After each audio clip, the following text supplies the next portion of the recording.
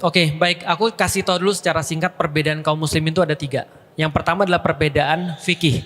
Perbedaan fikih Bapak Ibu sudah sering lihat di Indonesia kan ya, perbedaan fikih. Contoh misalnya kayak terawih. Terawih ada yang 11 rakaat, ada yang 23 rakaat. Itu perbedaan fikih dan itu biasa. Dan insya Allah para guru-guru yang hadir di sini itu semuanya mengajarkan bahwasanya kalau berbeda secara fikih itu biasa dan normal. Paham ya? Itu yang pertama.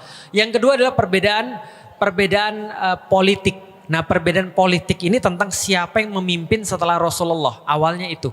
Maka dari perbedaan politik ini muncul Sunni dan Syiah. Dalam cerita ini masih aman. Kalau perbedaannya cuma perbedaan politik. Karena di zaman Rasulullah ada yang berkata bahwa pemimpin itu harus muncul dari keturunan Nabi. Ada yang berkata tidak perlu keturunan Nabi. Nah itu masih aman. Yang ketiga perbedaan akidah. Perbedaan akidah itu kalau sudah berkaitan dengan yang namanya rukun iman. Rukun iman ada berapa? 6. Salah satunya beriman pada Allah, pada Rasul, kitab-kitabnya dan segala macamnya. Nah, di antara orang-orang Syiah ada yang berbeda secara akidah memang. Contohnya apa? Mereka bilang Al-Quran belum lengkap. Nah kalau itu sudah terjadi berarti sudah secara akidah beda. Karena kitabnya udah beda. Paham maksudnya ya sampai di sini ya. Tapi kalau cuma kepemimpinan doang itu mungkin oke. Tapi kalau misalnya sudah ada kitab yang baru berarti berbeda akidah. Atau mengatakan misalnya Nabi Muhammad bukan Nabi yang terakhir. Itu juga beda secara akidah. Bisa difahami sampai di detik ini ya. Nah artinya kalau ada perbedaan-perbedaan itu bagaimana cara kita menyikapinya? Oke sekarang aku mau nanya. Andaikan Amerika jadi nyerang Israel, kita bagaimana terus kemudian sikap kita? Sikap kita kalau Amerika nyerang Israel, ya baguslah. Lah kenapa bagus? Ya sama kayak kita ngelihat ada aktivis-aktivis yang bukan muslim lantas mau bantu Palestina. Bisa difahami ya? Karena yang kita dalilnya apa Ustaz? Oke, gulibatir rum fi atnal ard wa hum mim ba'di ghalabihim sayakhlibun fi bid'i sinin.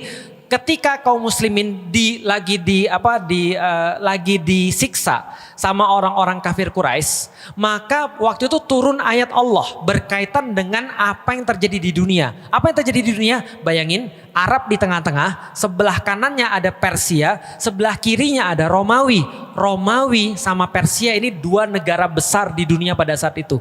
Perang mereka. Ketika perang, maka orang-orang kafir Quraisy berkata, Romawi pasti kalah. Terus dia nunjuk muslim, kayak lu pada semuanya tuh. Lu semuanya kan pada percaya bahwa ada kitab yang turun dari langit, ada malaikat, ada agama yang datang dari Tuhan nih kepada kalian. Romawi juga gitu, mati itu semua Romawi, kalah sama Persia. Paham maksudnya?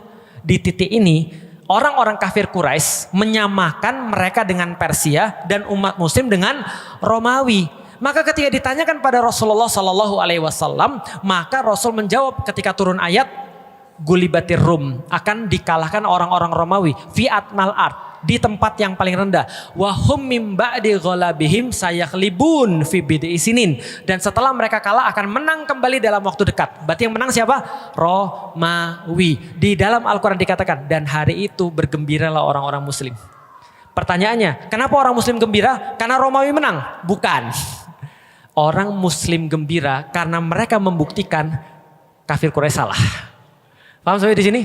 Artinya mereka bukan memihak salah satu, tapi mereka melihat kepentingan mereka kayak apa. Paham sampai di sini ya? Oke, Iran. Iran sudah jelas-jelas menyampaikan mereka adalah negara yang punya keyakinan Syiah 12 imam. Syiah 12 imam itu berarti meyakini ada imam dalam tanda kutip yang melanjutkan Rasulullah dan dia maksum. Jelas ya? Dan itu bukan akidah kita. Jelas ya? Jadi ya udah pandangan kita sama seperti pandangan ketika ada orang-orang yang misalnya bukan muslim lalu kemudian bantu Baitul Maqdis. Ya udah kita ngeliat kayak gitu aja. Kalau andai kan dia bisa membuat repot musuh kita nih, yang Israel ini. Israel ini kan udah nyata-nyata mengganggu dan menghabisi orang-orang di Gaza nih. Lah kalau mereka berdua terus kemudian sibuk, ya bagus. Oke, bisa difahami ya. Oke, berikutnya. Ustadz, tapi ini bisa ekskalasinya bagi penduduk dunia? Tentu saja. Dan itu kan yang diinginkan oleh Israel. Coba lihat baik-baik ya. Ini mungkin agak mumet, tapi mohon maaf ya kalau mumet ya. Gak apa-apa didengerin aja dulu, nanti lama-lama juga paham. Kalau gak paham ya gak apa-apa juga sih. Jadi gini ya. Namanya Amerika, itu dia punya tugas. Apa tugasnya? Ngendaliin seluruh dunia agar sesuai dengan keinginan dia. Paham sampai di sini? Maka dulu kalau ibu-ibu pernah dengar perang Vietnam, siapa yang lahir tahun 40? Ada nggak? Nggak ada ya. Tahun 55 sampai 75 itu ada perang Vietnam namanya. Nah, perang Vietnam itu penyebabnya apa? Sederhana, Amerika nggak mau Vietnam jadi komunis. Maka dia serang Vietnam supaya Vietnam nggak jadi komunis. Sederhana itu. Jadi artinya adalah apa? Penyebabnya lebih ringan daripada kasus Gaza yang sekarang. Gitu maksudnya. Oke. Berarti Amerika pengen semua sesuai dengan dia. Sekarang aku mau nanya, kalau Amerika punya musuh yang nggak mau sesuai dengan Amerika, siapa kira-kira? Siapa kira-kira? Iran? Bukan. Siapa yang nggak mau sesuai sama Amerika? Rusia. Maka Rusia sama Cina bestie nih. Kenapa bestie? Karena dua-dua ini nggak mau diatur sama Amerika sekarang nih ceritanya. Maka dua-dua ini bestie. Satu perang dagang, satu perang dingin. Bisa difahami ya, karena Rusia ini adalah pewarisnya Uni Soviet. Dia punya banyak sekali juga hulu ledak nuklir.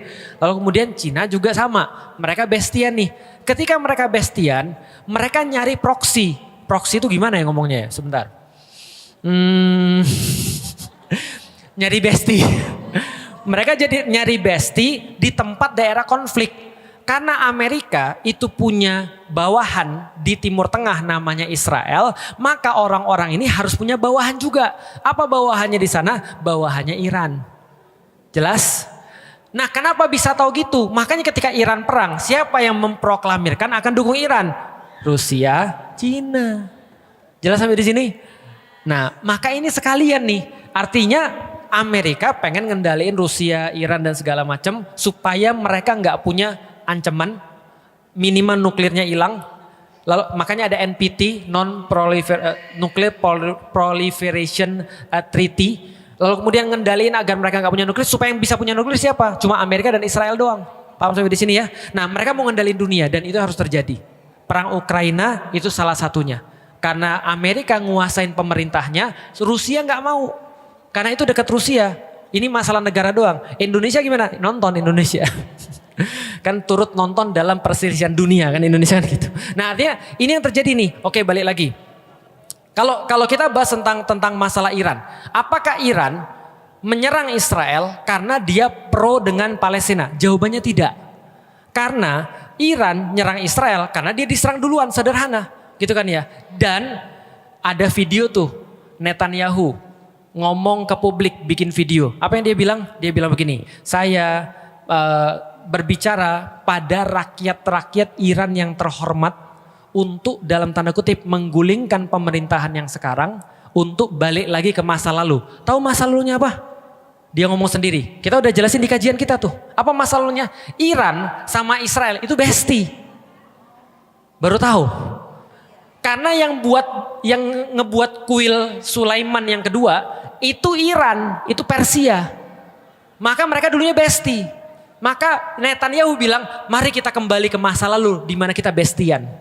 Bahwa Cyrus Agung itu adalah raja Persia yang luar biasa, itu membangunkan kuil Yahudi buat kami. Maka gulingkan pemerintahan Anda sekarang, lalu kemudian ayolah bareng-bareng kita main bola. Itu kata dia tuh. Artinya dia bukan untuk Palestina, dia justru pengen menjadikan Iran sebagai bagian bestinya dia. Paham sampai di sini? Jadi jangan juga kita heboh bahwasanya dia bantu orang muslim. Enggak juga. Itu memang kepentingannya Iran. Iran gak mau juga dikuasai sama Israel. Karena sekarang masih bestian sama Rusia dan Cina. Mumet ya? Nah, ini pembelajaran namanya. Dimutakin belajarnya tentang geopolitik gitu ya. Nah, karena itu adalah fakta-fakta yang terjadi. Makanya Netanyahu sekarang mau menjadikan Iran sebagai tadi balik lagi ke zaman, oh by the way, aku sedikit mau cerita tentang Iran. Teman-teman tahu bahwasanya Iran sekarang itu apa? Republik Islam Iran. Tapi sebelum jadi Republik Islam Iran, apa itu? Negaranya bukan negara Republik Islam Iran. Tapi negara yang sekuler yang dikepalai namanya Shah Reza Pahlavi. Nah, pas sama Shah Reza Pahlavi ini bestian sama AS, sama Amerika Serikat. Maka ketika terjadi revolusi, bangkit terus kemudian Ayatollah Khomeini ini dan Republik Islam Iran, dia jadi nggak bestian sama Amerika lagi. Ini masalah cuma itu aja masalahnya, nggak terkait dengan Gaza. Artinya kalau ada apa-apa dengan Iran, pasti Gaza akan tetap juga sama masalahnya. Balik lagi, apakah eskalasinya sampai ke Perang Dunia Ketiga? Jawabannya mungkin iya, mungkin tidak. Jadi mungkin iya mungkin tidak, tapi walaupun bisawab, ya kan kita tahu bahwasanya orang-orang kayak Amerika itu akan melakukan apapun untuk tetap ada pada kekuasaan. Artinya gini ya, balik lagi tentang teori peradaban. Kapan-kapan nanti aku bahas tentang Persia dan Romawi dengan Rasulullah. Itu nanti teman-teman akan ngerti bahwasanya Rasulullah itu benar-benar ngambil beban peradaban dari Persia dan Romawi. Artinya kalau sekarang kita lihat Amerika ini sekarang mau hancur dari dalam. Karena orang-orang di dalam juga pada protes tentang Amerika. Tapi kalau pertanyaannya, Amerika hancur, siapa yang nanti ngambil beban peradaban? Jangan sampai yang ngambil bukan orang muslim. Makanya sekarang kita harus nyiapin diri untuk ngambil beban peradaban itu. Walaupun sulit, ya pelan-pelan. Atau itu jawabannya. Ada yang mau pertanyaan lagi, silakan mungkin.